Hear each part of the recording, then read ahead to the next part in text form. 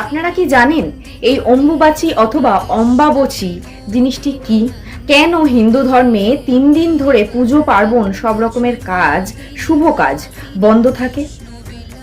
নমস্কার, আমি অপরাজিতা astro hub চ্যানেলে আপনাদের সকলকে স্বাগত জানাই।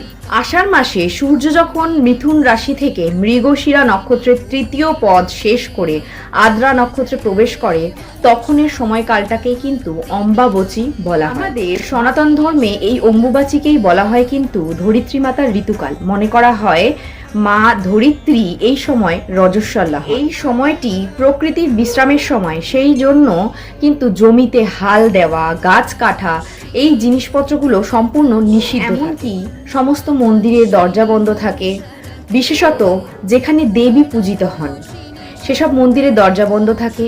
বাড়িতেও কিছু কিছু জায়গায় নিত্যদিনের পুজো বন্ধ রাখা হয়।